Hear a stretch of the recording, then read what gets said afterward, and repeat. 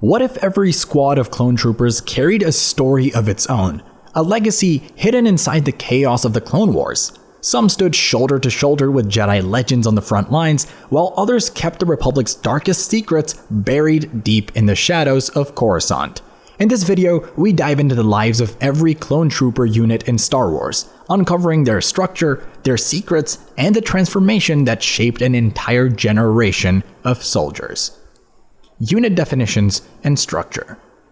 The Grand Army of the Republic was more than a uniform force. It was a living, breathing machine built on structure and purpose. At its heart stood the standard clone trooper, trained for frontline combat and carrying the hopes of the Republic into every battle.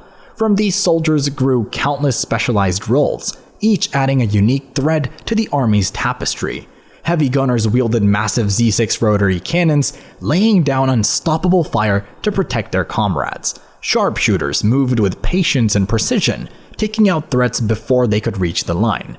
Medics ran into the chaos without hesitation, pulling brothers back from the edge of death and keeping hope alive amidst the smoke and fire. Every clone, every role mattered, and together they transformed a single army into a diverse, adaptable force capable of meeting any challenge the galaxy could throw at them. Other formations took clones beyond standard infantry. The clone jet troopers provided aerial assault capability, while clone flame troopers cleared enemy fortifications with devastating close-range power. BARC speeder troopers and AT-RT drivers turned fast vehicles into mobile weapons, perfect for scouting and harassment. Elite variations stood out even more. ARC troopers carried advanced training and weapons, often acting as leaders in the thick of battle.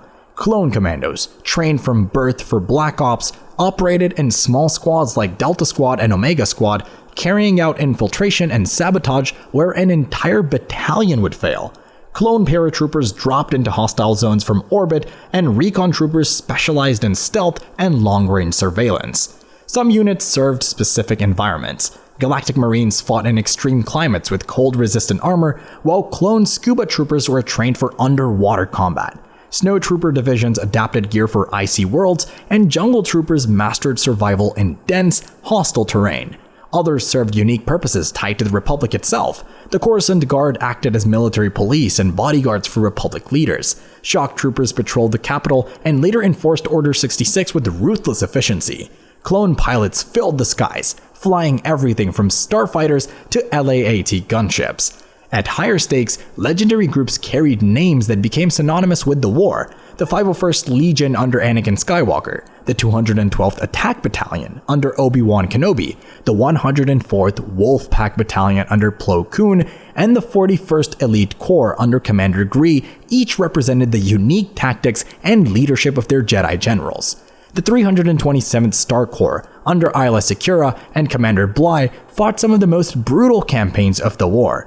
From specialized squads to legendary legions, over 275 unique units were recorded, each shaping the war in different ways. The Republic did not win battles by numbers alone. It won them by the adaptability of its clone types, each designed for a role that no droid army could replicate. Famous units. The Grand Army of the Republic was not one giant wave of soldiers. It was a carefully layered system of units, each type designed for a different role. At the top were the legions, massive forces of thousands that could turn the tide of a war. The 501st Legion, led by Anakin Skywalker and Captain Rex, became the most legendary, while the 212th under Obi-Wan Kenobi and Commander Cody was known for disciplined heavy assaults. Corps operated with more specialized focus. The 41st Elite Corps under Commander Gree fought in forests like Kashyyyk with adaptability, while the Coruscant Guard served as elite security in the capital, carrying out orders directly from the Chancellor. Battalions offered a balance of numbers and mobility. The Wolfpack, or 104th Battalion, gained renown under Plo Koon, while the 327th Star Corps fought across multiple campaigns under Aayla Secura and Commander Bly. Smaller still were companies and squads, which brought tighter cohesion. Within them, elite detachments thrived. Clone Force 99, the Bad Batch, relied on unique mutations for unconventional tactics, while commando teams like Delta Squad and Omega Squad handled sabotage and infiltration. Every type, from Legion to Squad, revealed the Republic's adaptability and the individuality within identical soldiers. Lesser known but notable units. Not every clone formation reached the fame of the 501st Legion, yet the Grand Army of the Republic was filled with specialized units that carried out missions no ordinary troopers could accomplish. The Lancer Battalion trained for high-speed assaults on speeder bikes, tearing across battlefields with sudden hit-and-run tactics that threw enemy lines into chaos. The Coruscant Guard acted as elite enforcers, guarding senators and Palpatine himself, and later transforming into Imperial shock troopers who hunted Jedi and crushed resistance in the streets. The Flame Trooper Corps carried heavy flamethrowers, designed to clear caves, bunkers, and ruin cities where blasters failed. Recon troopers used stealth and advanced optics to track enemy positions, often guiding whole armies with the intelligence they gathered. Heavy gunners wielded portable cannons that could break through fortified lines, giving infantry the firepower of an armored division. Other detachments were even more specialized. Scuba troopers patrolled oceans and rivers. Paratroopers dropped directly into fortified strongholds from gunships. Stealth units used cloaking technology to infiltrate behind enemy defenses. Each type filled a gap in the Republic's war machine, proving that clones were more than soldiers in white armor. They were a diverse force, each specialized battalion adapting to the war's changing demands. Functional roles of units. The Grand Army of the Republic was built on order, but within that order existed dozens of specialized divisions that gave the clones their edge. Rather than fighting as one faceless mass, each unit developed unique tactics, armor, and culture. The Assault Legions formed the Republic's most famous spear. The 501st Legion under Captain Rex earned its name in sieges from Umbara to Coruscant, while the 212th Battalion under Commander Cody became masters of urban warfare and trench combat. Reconnaissance units moved silently far ahead, uncovering separatist ambushes and striking supply lines. Elite groups like Clone Commandos and Advanced Recon Commandos operated even deeper, carrying out covert sabotage missions that no standard soldier could survive.